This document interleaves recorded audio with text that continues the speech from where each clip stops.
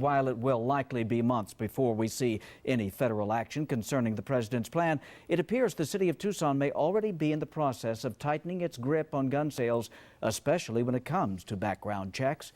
But many gun advocates say the idea is off target. 9 on Your Side's Maggie Vespa is live at Tucson Convention Center to explain.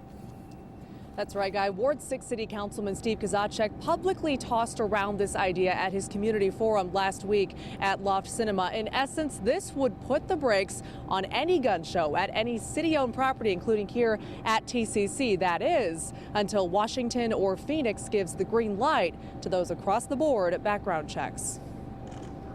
The only positive to come of the president's call for stricter gun laws, says Tommy Grompel, is sky-high sales. I can tell you right now, this is the most fearful I've seen people. The owner of Black Weapons Armory estimates the spike applies outside the realm of licensed dealers as gun owners get wind of potential crackdowns via mandatory background checks on person-to-person sales and gun shows. They're trying to get these goods. They're trying to get firearms, they're trying to get ammunition, magazines, stuff to protect themselves and have for their families. And that crackdown might come sooner than expected in southeastern Arizona. If you're buying a gun from somebody, we ought to know who you are. Where Tucson City Councilman Steve Kozachik isn't waiting for Washington to step in. What I would be asking the mayor and council to agree to is simply not issuing permits for gun shows on city property until the federal or state government takes an action proactively in saying, we're going to require background checks. This roughly a week after council passed a memorial asking Phoenix for the ability to enact stricter gun laws than those set by the state. Romero?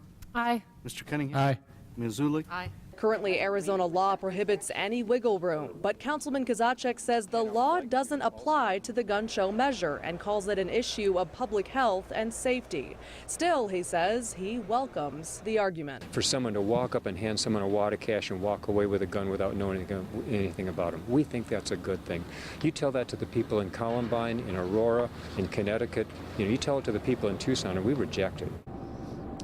And just a few minutes ago, we received a news release from gun owners of Arizona arguing the councilman's proposal would violate state and federal statutes. They say it would also cost the city a pretty penny in lost revenue by shutting down one of Tucson's longest running gun shows, the McMahon Roadrunner gun show. It's set to take place here at TCC in mid-May. Meantime, Kozachik is planning on putting his proposal up before the council on February 5th. And speaking of cost to the city, under Kozachik's plan, who would administer these background checks?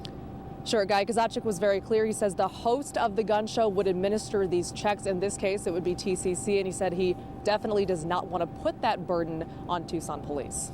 All right, Maggie, thank you so much.